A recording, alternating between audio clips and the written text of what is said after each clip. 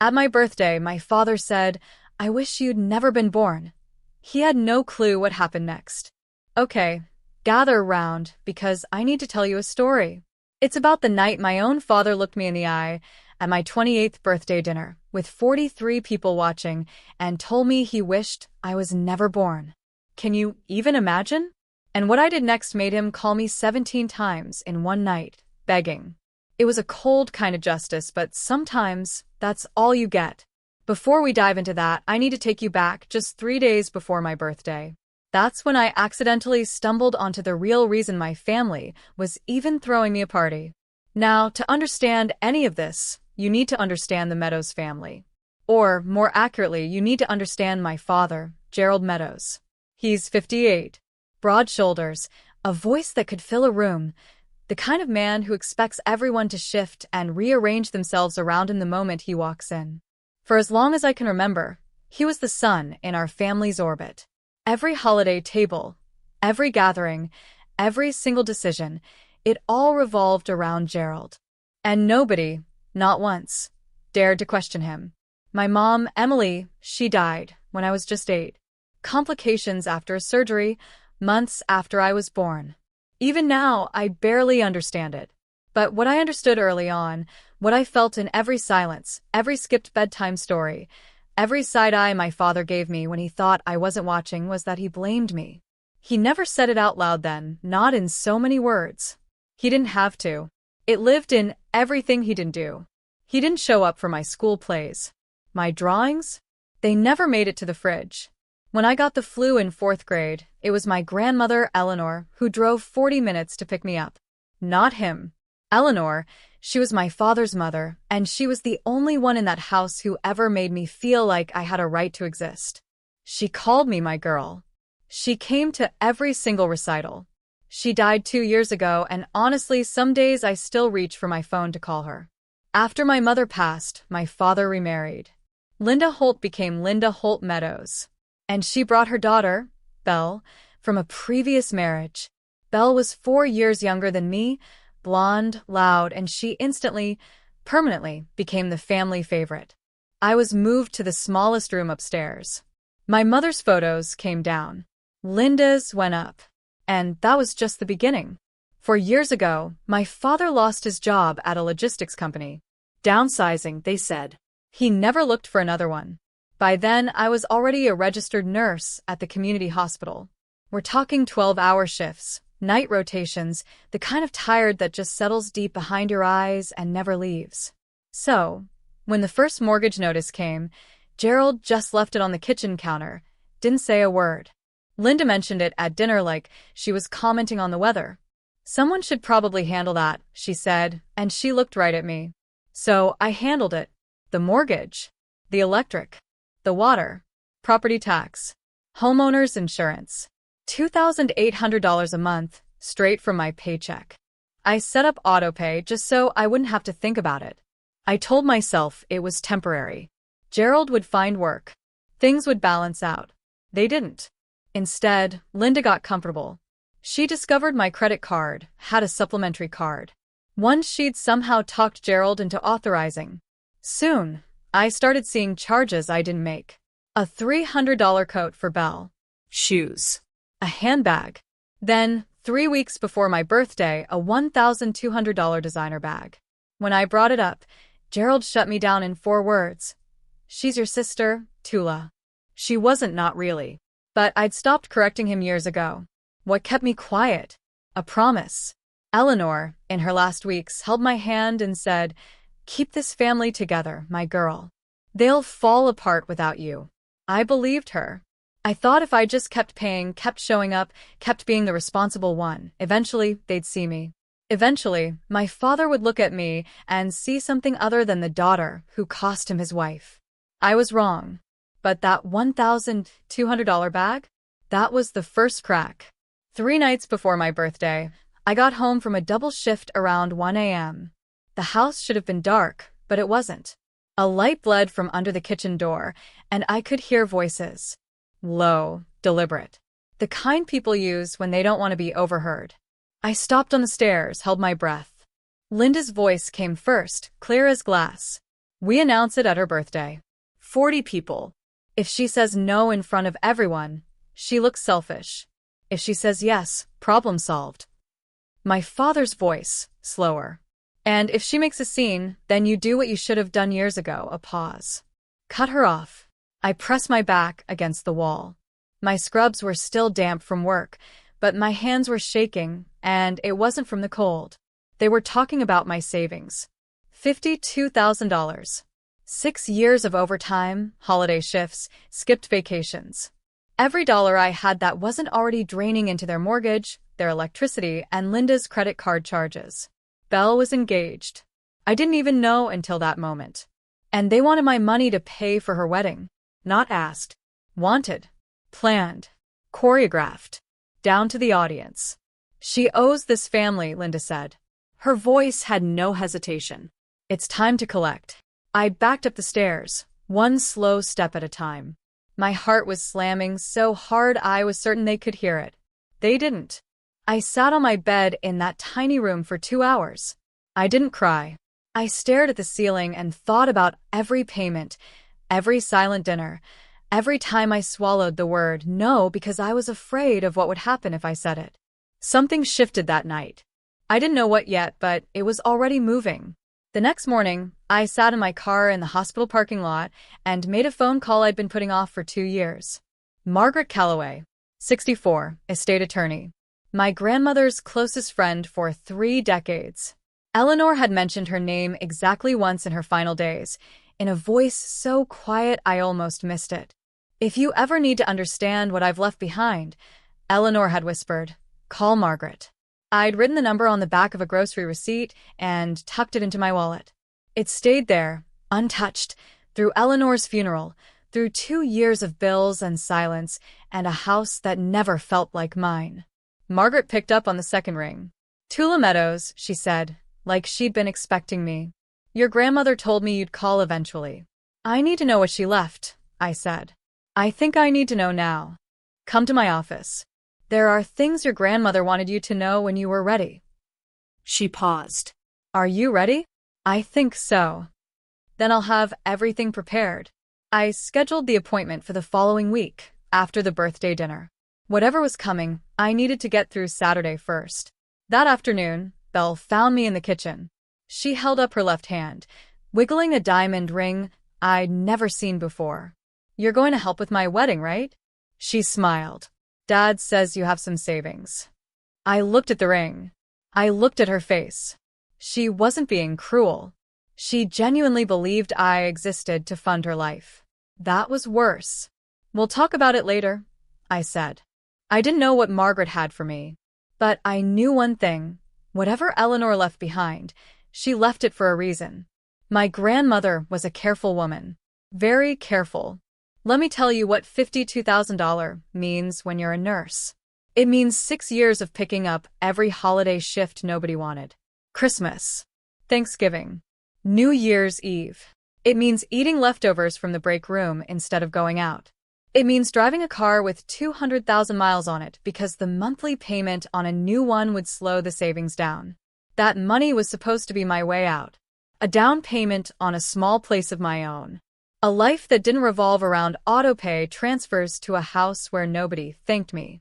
If I gave it to Belle's wedding, I'd be starting from zero at 28. Nothing to show for a decade of work. No safety net, no future.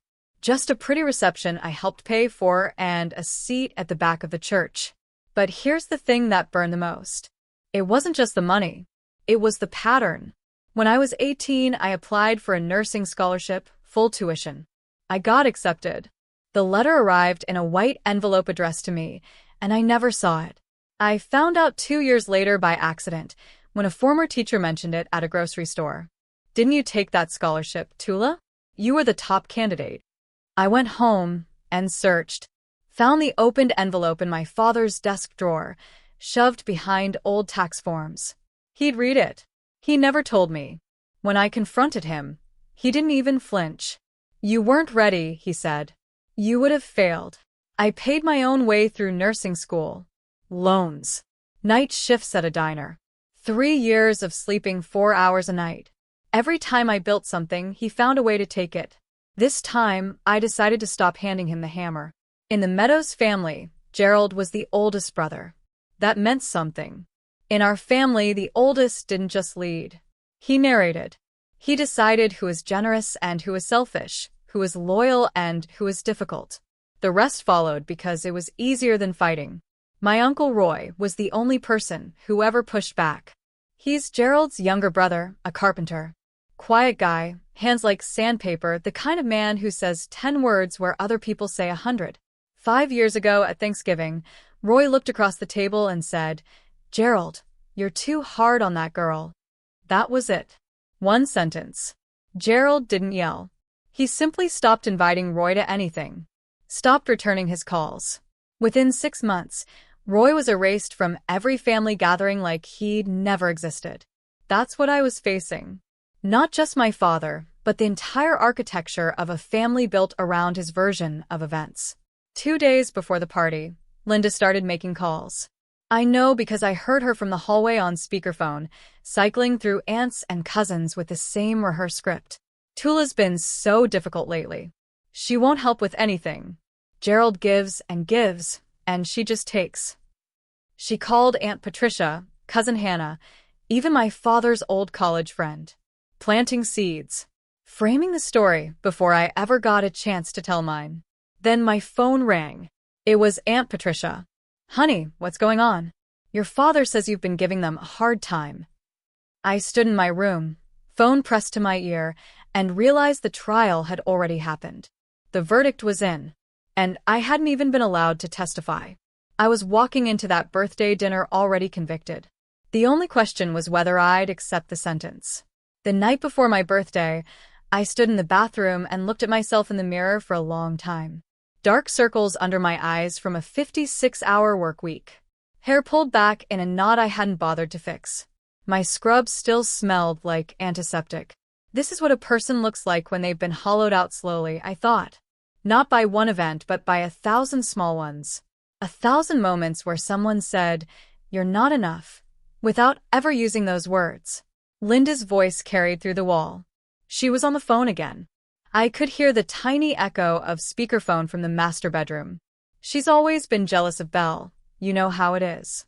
Some kids just don't have it in them to be grateful. I pressed my ear to the wall. I couldn't help it. "Gerald's given her everything," Linda continued. "A roof, food, stability. And she can't even do this one thing for her sister. Honestly, I don't know what Emily would think." Emily. My mother's name in Linda's mouth, used as a weapon. My hands went flat against the wall. I closed my eyes for a second, just 1 second. I wanted to open that door and scream. Scream until the neighbors heard. Scream until someone in this house finally understood what it felt like to be me. But I didn't.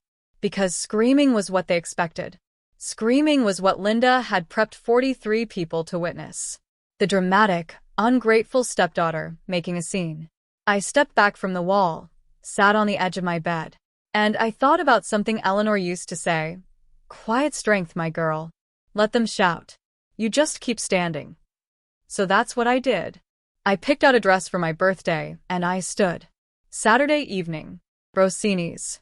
A mid-range Italian restaurant on the east side with exposed brick walls and warm pendant lighting. Gerald had booked the private dining room. 43 people. I walked in wearing the only nice dress I owned, navy blue, modest. I'd curled my hair, put on lipstick.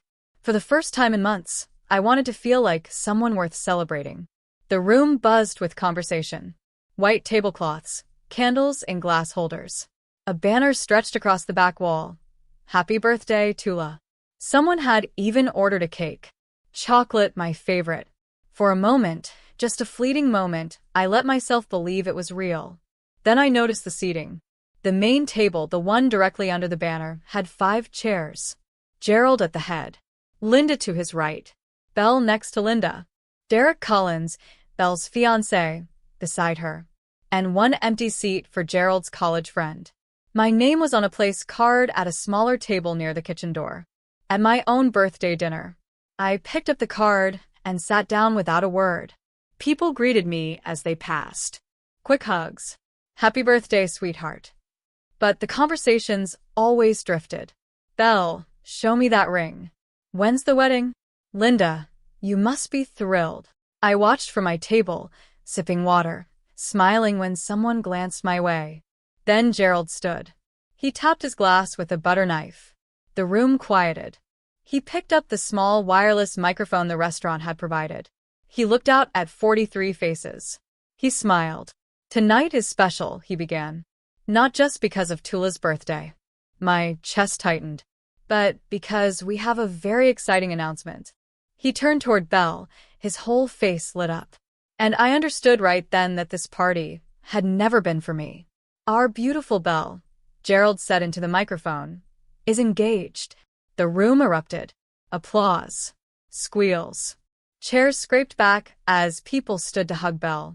She rose from the main table, hand extended, the diamond catching the pendant light like a tiny spotlight built just for her. For the next 10 minutes, my birthday evaporated. Aunt Patricia clasped Belle's hand and examined the ring. Cousin Hannah took a photo for Instagram. Gerald's college friend clapped Derek on the back. Linda stood behind Belle, one hand on her daughter's shoulder, beaming like she'd just won something. No one looked at me. I sat at my table by the kitchen door. The cake with my name on it sat untouched at the end of the buffet. The candles hadn't been lit. Derek caught my eye once.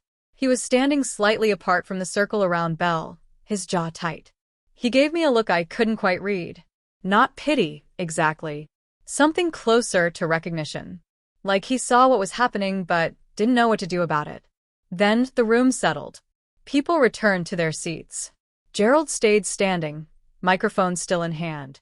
Now, he said, his voice shifted, warmer, practiced. He turned toward me. Tula, honey, come here for a second. 43 people looked at me. I stood. Walked to the main table. My heels clicked against the tile floor. Gerald put a hand on my shoulder. Firm. Performative. Family takes care of family, he said to the room. And now that Belle's big day is coming, we need to pull together. He looked directly at me. Tula, we need to talk about the wedding budget. Not in private. Not later. Here. Now. In front of everyone. Exactly as Linda had planned. Tula has been very responsible with her finances, Gerald said, addressing the room like a keynote speaker. She's been saving for years, and I know she'll want to help her sister have the wedding she deserves. He squeezed my shoulder. The pressure said, agree. I stood still. Linda leaned forward in her chair. She dabbed her eye with a napkin, a gesture so practiced it could have been choreographed. It's what your mother would have wanted, Tula. The room went soft. A few people murmured. Someone whispered, oh, Emily, my mother. My dead mother. Used to guilt me into writing a check in front of 43 witnesses. I felt the blood rise to my face. My pulse was so loud, I was sure the people at the nearest table could hear it. This is my birthday dinner, I said. My voice came out steady. Quiet. Can we not do this here? Gerald's smile thinned. His hand dropped from my shoulder. Another time. He shook his head slowly. You always say another time, Tula. Not now. Never when it matters. His volume climbed. Not shouting. Gerald never shouted. He commanded. I have given you a home, a family. 20 years of patience, and you can't do this one thing. The room was a held breath. Forks down. Napkins still. Aunt Patricia stared at her plate. Cousin Hannah gripped her water glass. Belle pulled out her phone. Tilted the screen toward me. A tiny red blinked in the corner. Recording. I looked at Belle. Her thumb hovered over the screen. For 1 second, her hand trembled like she almost lowered it. She didn't. Gerald stepped closer. His face was red. Now, if you can't do this one thing for your family, he didn't finish. Not yet. I spoke before he could. I'm not giving away my savings, Dad. My voice didn't waver. That money is for my future. The room shifted. Someone inhaled sharply near the back. I could feel 43 sets of eyes on my skin like heat lamps. Gerald stopped moving. His jaw tightened. Something behind his eyes went flat, like a switch being flipped. He stared at me for what felt like a full minute. It was probably 5 seconds. Then he said it. I wish you were never born. Not screaming. Not whispering. Just stating it, the way you'd read a line from a receipt. Factual. Final. The room didn't gasp. It froze. Sound left the space entirely. I could hear the muffled clink of dishes from the kitchen behind the wall. The instrumental music from the overhead speakers suddenly felt obscene, like someone playing a flute at a car accident. Aunt Patricia set her fork down very slowly. Linda didn't speak. She simply looked at Gerald, then at me and nodded. One small, certain nod, as if she'd been waiting for this sentence for years. Belle's phone was still pointed at my face. Her hand was shaking now, but she didn't lower it. Derek, behind Belle, pushed his chair back from the table. Not standing, just creating distance. His expression had gone tight, closed, like a man recalculating something he'd already decided. I felt something crack inside my chest. Not break. Crack. Like ice on a pond in early spring. Quiet. Deep. The kind of fracture you can't see from the surface. I looked at my father. I looked at the room full of people who heard those words and chose silence. And I made a decision. I didn't cry. I picked up my napkin from the table, folded it once, twice, set it down neatly beside my untouched water glass. I looked around the room one more time. 43 people. Some stared at their plates. Some looked at Gerald. A few looked at me. With what? Pity? Shock? I couldn't tell anymore. It didn't matter. Nobody spoke. I turned to the room and said the only thing I had left. Thank you all for coming to my birthday. Then I picked up my bag from the back of my chair, walked across the dining room, and pushed through the door. The night air hit me like cold water. I made it to my car in the parking lot before my hands started shaking. I sat behind the wheel for 3 minutes, gripping it, breathing through my nose like I was coaching a patient through a panic episode. Then I reached for my phone.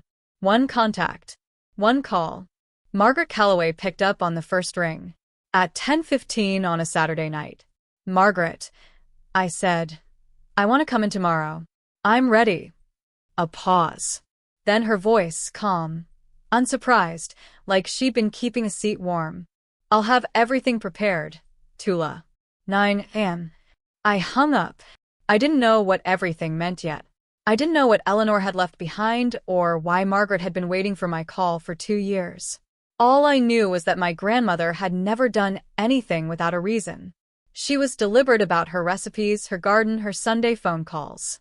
She would have been deliberate about this, too. I turned the key in the ignition and pulled out of the parking lot. I didn't look at the restaurant in the rearview mirror. Not once. 6:30 a.m. The house was silent. I'd packed the night before. One suitcase. One duffel bag. Only things that were mine. Clothes. My nursing license in its frame. A photo of Eleanor and me at the county fair when I was 11. I left everything else. I carried the bags downstairs in 2 trips, stepping over the creaky 3rd step by habit. No one stirred. Gerald's snoring rumbled from behind the master bedroom door. Linda's sleep mask was probably still on. At the kitchen table, I sat down and opened my laptop. 15 minutes of precise, quiet work. First, I transferred my savings to a new account at a different bank. Every cent moved. Second, I called the credit card company's automated line and canceled the supplementary card, effective immediately. Third, I confirmed the lease on a studio apartment 6 miles across town. I'd toured it the previous week on my lunch break, without telling anyone. 400 square feet. Clean. Mine. Before I left, I placed a single envelope on the kitchen counter. Inside, 4 years of bank statements. Every mortgage payment, every insurance premium, every utility bill, every tax installment. Highlighted. Totaled. Dated. $134,000. All for my account. All for this house. No letter. No explanation. No, I told you so. Just numbers. I zipped my jacket, picked up my bags, and walked to the front door. The hallway was still dark. The house smelled like Linda's lavender diffuser and old carpet. I'd lived here for 20 years. I'd paid for it for 4. I turned the knob, stepped outside, and pulled the door shut behind me. It clicked. Soft. Final. I loaded the car and drove east into a sky that was just beginning to turn pink. I did not come back. I want to pause here for a second. If you've ever had to leave a place you called home, not because you wanted to, but because you had no other choice, type "I understand" in the comments. I read every single one. And if you think I should forgive my father or set a permanent boundary, let me know that too. Because the story is about to take a turn I didn't see coming. Here's what I learned later, pieced together from Uncle Roy and Cousin Hannah. Sunday morning. Linda walked into the kitchen around 9. She noticed the envelope on the counter, but pushed it aside to make coffee. She climbed the stairs to tell me breakfast was ready. Not out of kindness, out of habit. My room was empty. Closet cleared. Bed stripped to the mattress. She called Gerald. Her voice was flat. Almost amused. She actually left. Gerald came upstairs, looked at the bare room, shrugged. Good. Let her sulk. She'll be back by Friday. He went downstairs and turned on the television. Belle woke up next. She reached for her phone and opened the banking app. The supplementary credit card was declined. Frozen. Cancelled. She called me. Voicemail. Called again. Voicemail. She walked into the living room, phone in hand. My card's not working. Did Tula do something? Gerald glanced at her. She's throwing a tantrum. It'll pass. Linda found the envelope on the counter again. She picked it up, weighed it in her hand, then set it back down unopened. Probably some dramatic goodbye letter, she said. I'm not giving her the satisfaction. By Monday afternoon, Gerald had called me 4 times. Each time, voicemail. He left one message. Tula, this is childish. Call me back. By Wednesday, silence from my end. Not a single text, email, or return call.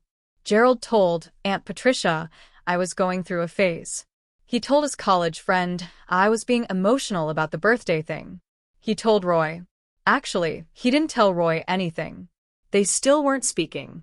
And the envelope sat on the kitchen counter, untouched. A time bomb. No one bothered to open it. Day 5. The electric company sent an automated notice. Past due. Gerald called their customer service line, gave his name, asked for the account details. I'm sorry, sir. The account is registered to Tula Meadows. He blinked. That's my daughter. I live at this address. We can only discuss account details with the registered holder. He hung up, stared at the phone. Day 7. A letter from the bank. Not a bill. A formal notice. Mortgage payment overdue. He tore open the envelope, standing at the mailbox. The name on the mortgage. Tula E. Meadows. Gerald read it twice. Then he carried it inside and dropped it on the kitchen table in front of Linda. What the hell is this? Linda picked it up. Her eyes scanned the page. Her mouth opened. Closed. That's impossible. This is our house. That's what I said. Gerald went to the filing cabinet in the hallway closet, the one he hadn't opened in years. He pulled folders, tax returns, old pay stubs, insurance papers. He searched for a deed, a title, anything with his name on it. Nothing. Not a single document tied him to the house. Then Linda remembered the envelope. She walked back to the kitchen counter. The white envelope was still there, now with a coffee ring on one corner. She tore it open. Pages. Dozens of pages. Bank statements going back for years. Each one highlighted. Each one showing autopay withdrawals from Tula's checking account. Mortgage. Electric. Water. Insurance. Tax. Total.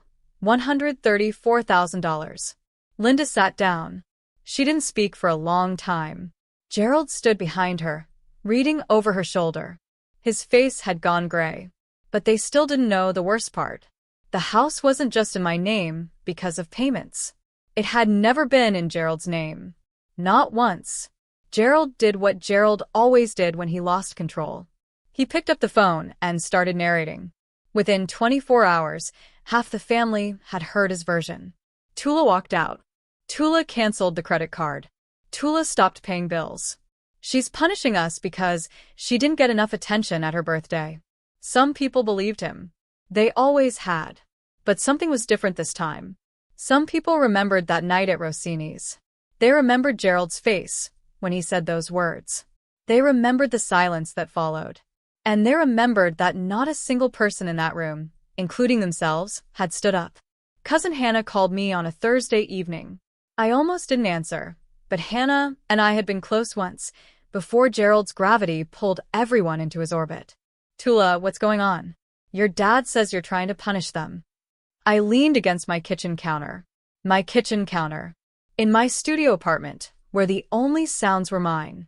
Hannah, I said, did he tell you what he said to me at my birthday? Silence. What did he say? Ask him. Ask him in front of people. She didn't respond for a moment. Then, quietly, I was there, Tula. I heard it. I didn't know what to do. I know, I said. Nobody did. Meanwhile, Gerald made one more call. He drove to Uncle Roy's house, the brother he hadn't spoken to in 2 years, and knocked on the door. Roy opened it, looked at Gerald for a long time. I need your help, Gerald said.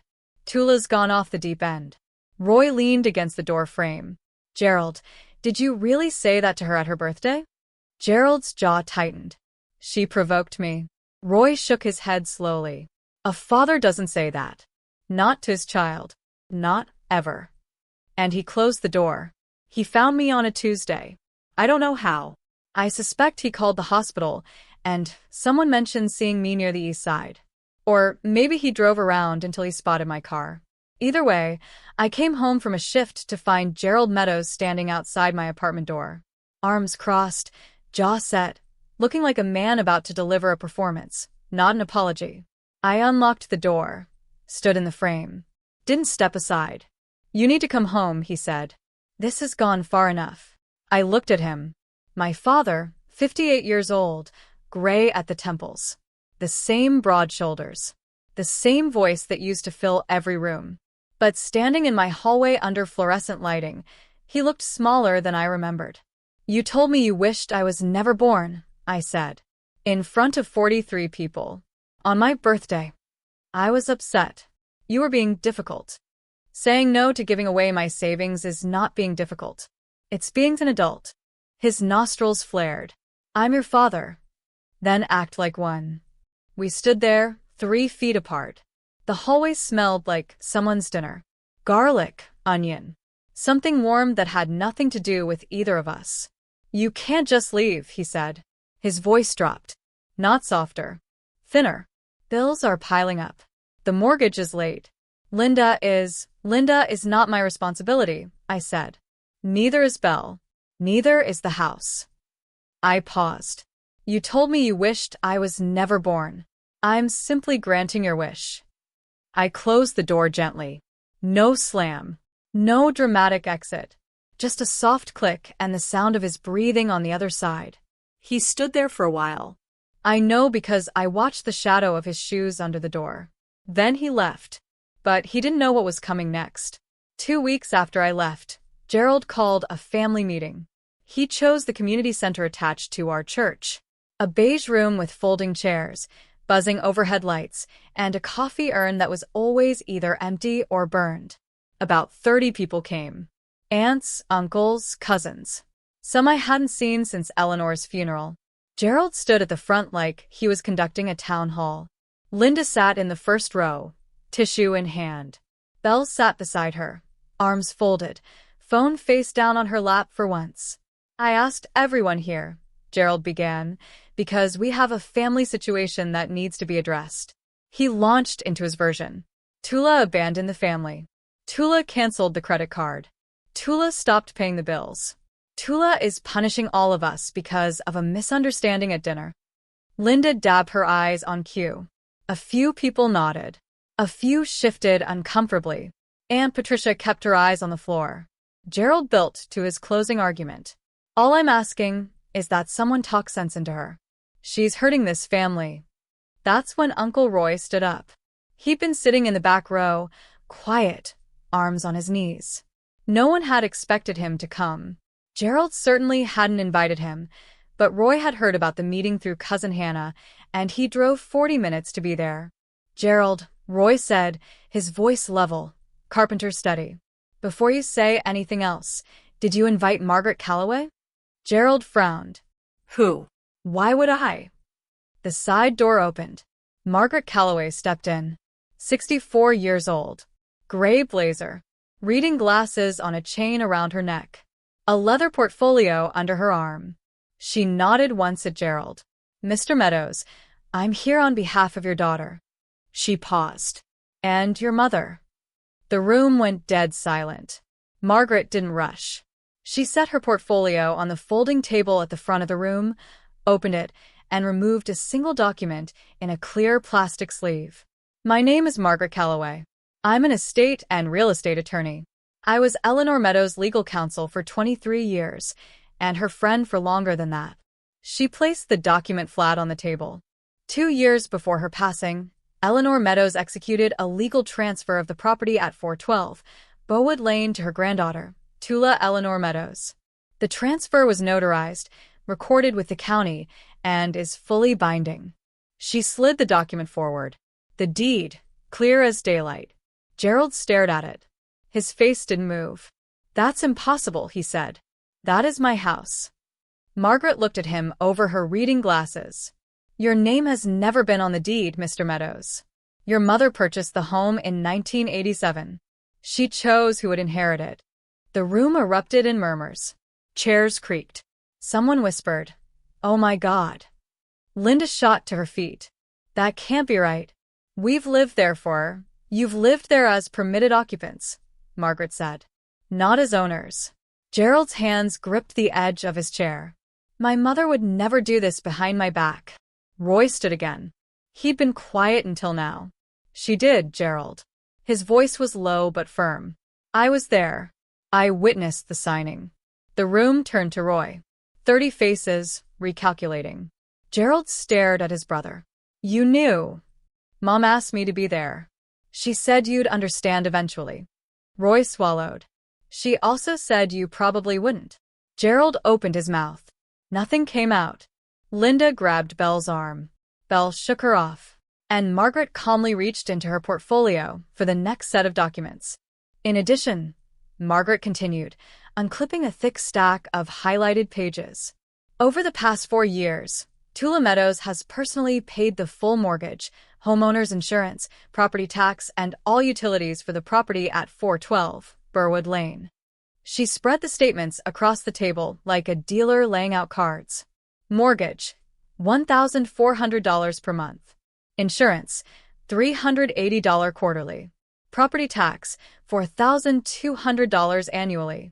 Utilities, averaging $600 per month. She adjusted her glasses.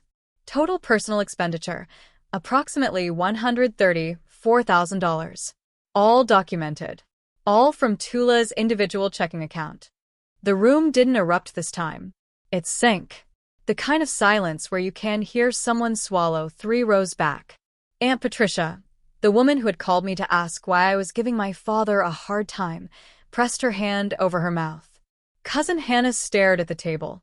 Her eyes were wet. An uncle near the back leaned forward. "She paid for the whole house? This whole time?" She did, Margaret said. "And during that same period, a supplementary credit card linked to Tula's account was used for personal purchases by other household members. Those charges were also paid by Tula." Linda's face went white. Not pink with embarrassment. White. Drained. "She lived there for free," Linda blurted. That was her contribution to the family. Room and board." Margaret looked at Linda. Not unkindly, but without a trace of indulgence. "Mrs. Meadows, Tula was paying the mortgage on a property she legally owns. If anything, she was subsidizing your housing." Someone in the back row let out a breath that was almost a laugh. Gerald hadn't moved. He sat with both hands on his knees, staring at the bank statements from 4 feet away, as if looking at them too closely might make them more real. These were numbers, not opinions. Numbers don't take sides. Aunt Patricia stood first. She was 61, 5 feet 2 inches, and had never raised her voice at a family gathering in her life. She looked at Gerald the way you look at someone you're seeing clearly for the first time.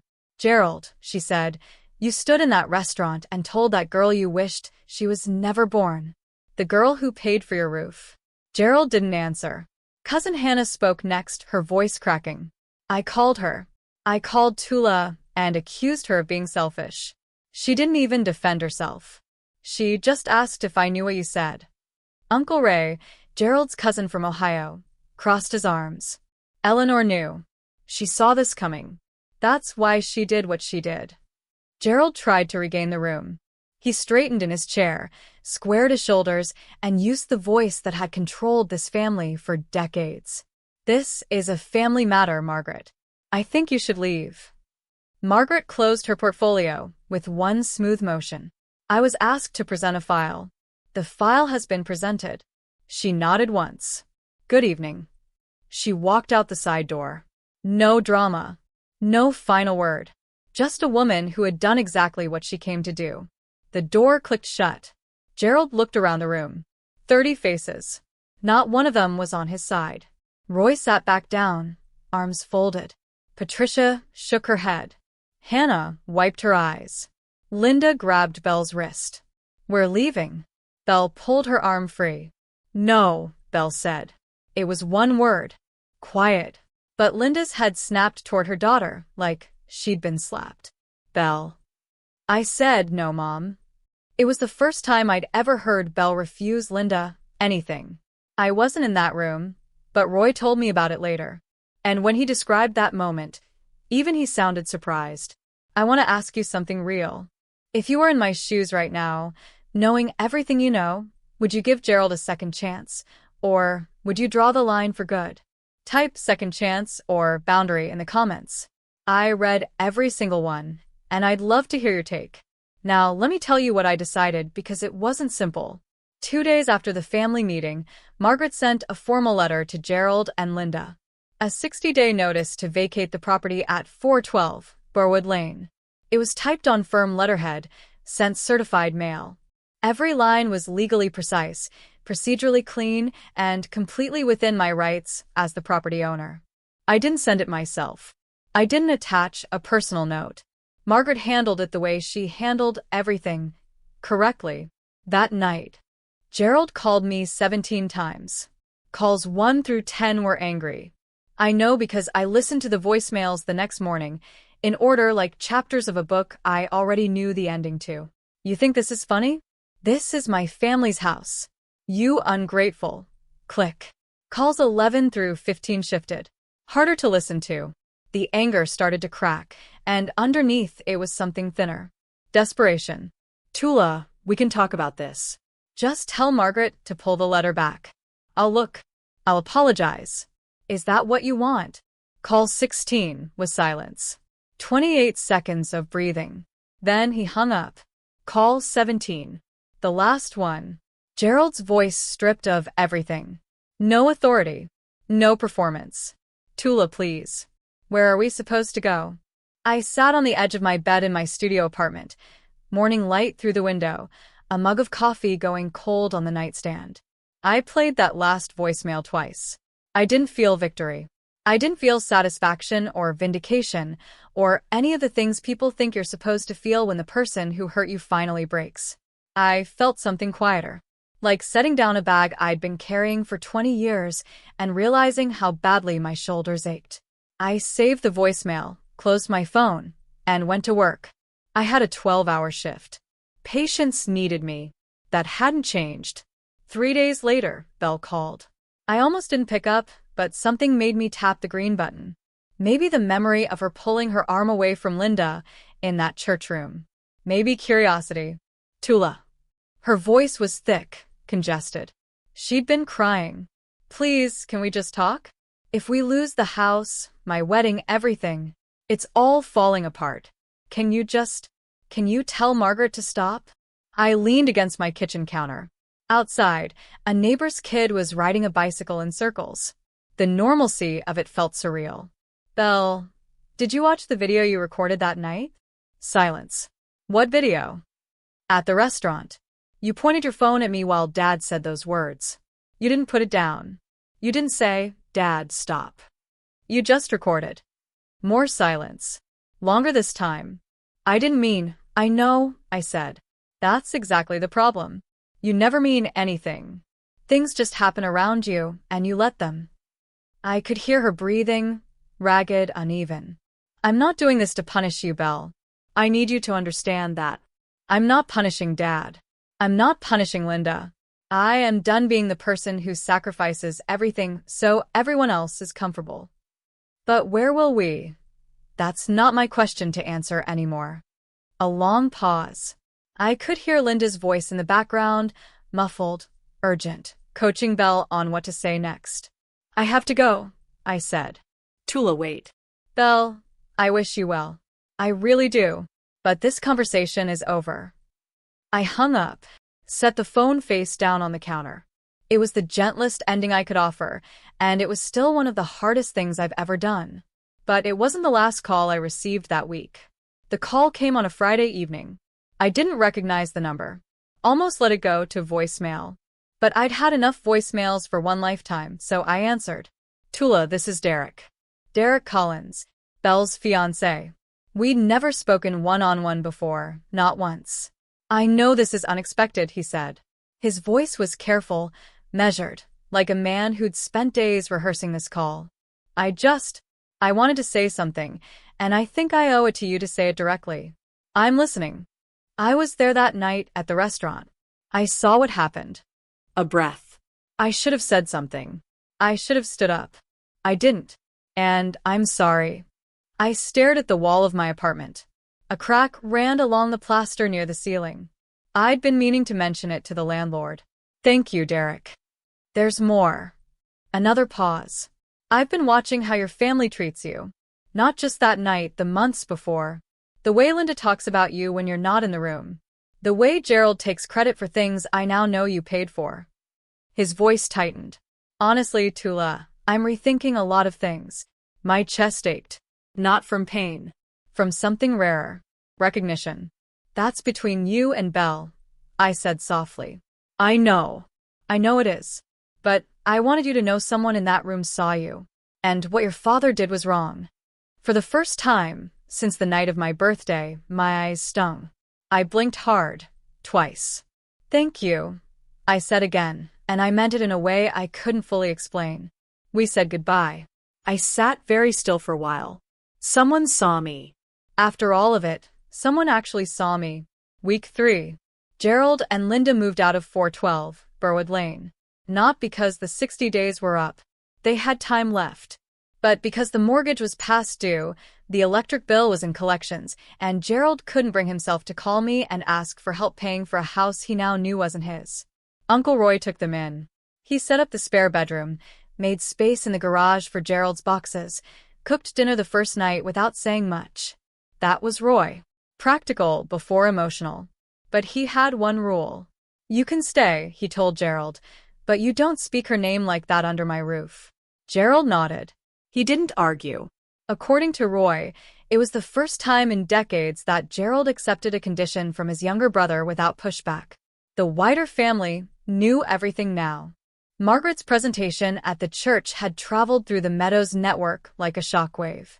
Aunt Patricia called to apologize.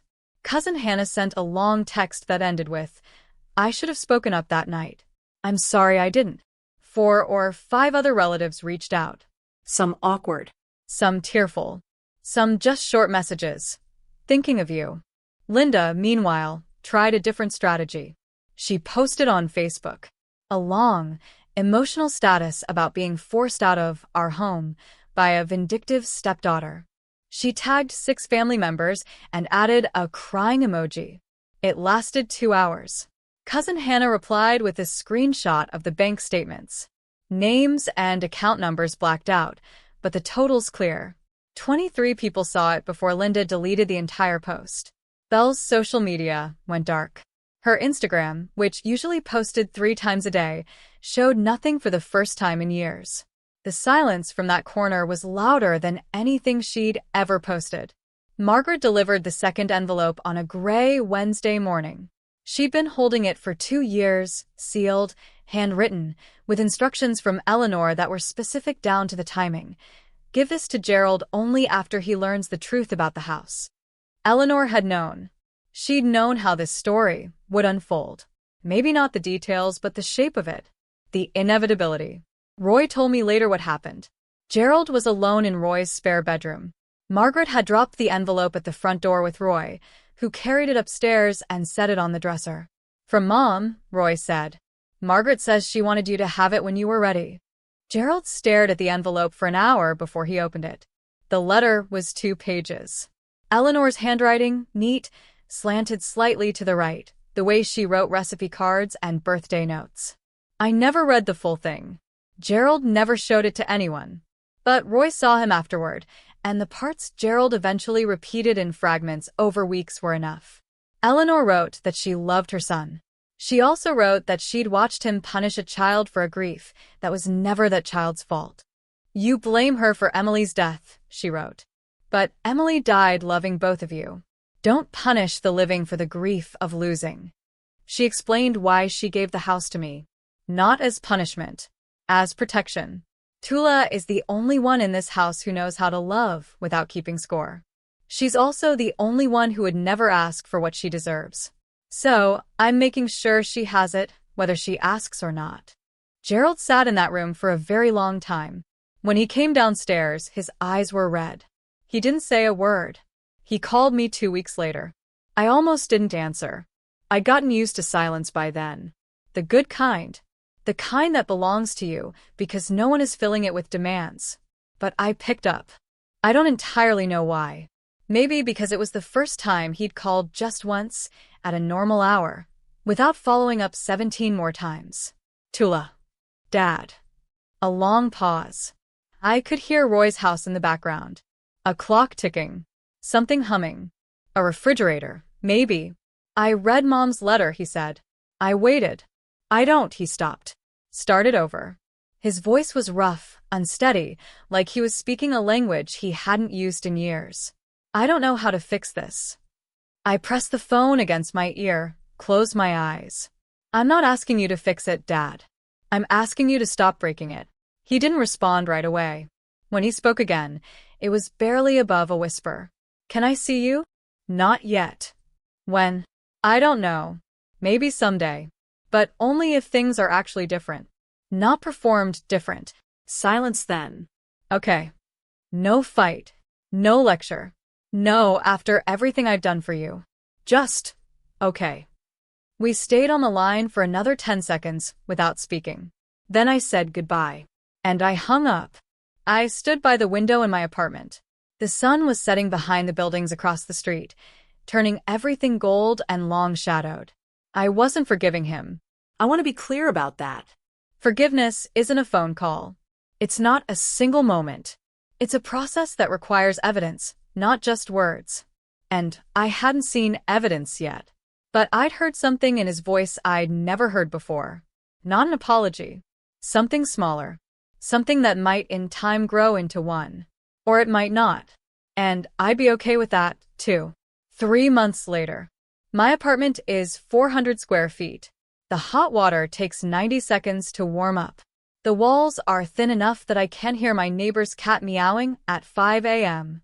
But it's mine. I still work at the hospital, still take night shifts, still eat leftovers in the break room on Tuesdays. But when I check my bank account now, the number is mine. Every dollar earned, every dollar spent, accounted for on my terms. Uncle Roy comes by every Sunday. He brings coffee from the place on Elm Street and sits on my secondhand couch and tells me about whatever he's building in his shop that week. We don't talk about Gerald much. We don't need to. Cousin Hannah has become something I didn't expect, a real friend. She texts me recipes. She showed up with a houseplant last month and a card that said, "For your new beginning." It sits on the windowsill next to Eleanor's photo.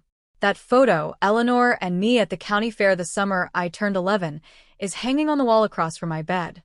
Next to it, my nursing license framed. 2 things I earned. 2 things no one can take. Last week, Derek texted me. Short. Polite. He and Belle have postponed the wedding. I need to figure out what kind of family I'm marrying into, he wrote. I didn't reply. That's not my story to write. Belle hasn't called. I don't know what she's feeling. I hope somewhere under the silence, she's asking questions she never thought to ask before. But that's her work, not mine. And Gerald? He sent a Christmas card. No apology inside, no letter. Just my name on the front, written in his handwriting. Tula. That's all. Just my name. Like he was practicing saying it without flinching. I'm not telling you this story so you'll feel sorry for me. I'm telling you because maybe you're sitting somewhere right now in a house you pay for, but don't feel welcome in. Next to people who take everything you give and call it not enough. Staring at a phone full of messages from someone who hurt you and wants you to pretend it didn't happen. I've been there. I know what that silence sounds like from the inside. Leaving wasn't revenge. I know some people will call it that. They'll say I was cold. They'll say I should have tried harder, talked it out, given another chance, another year, another $100,000 of patience. But leaving was the first time I chose myself. And I don't think that's cold. I think it's the warmest thing I've ever done. You don't need someone's permission to protect your own life. You don't need the person who hurt you to agree that it was wrong before you're allowed to walk away. You don't need to scream or argue or build a case. Sometimes you just fold the napkins, stand up, and go. My grandmother taught me that. Not in words, in the way she lived. She loved fiercely, and she planned carefully. And when she saw something wrong, she didn't make a speech. She made a move. Quiet strength. If this story touched something in you, I want you to know you're not alone.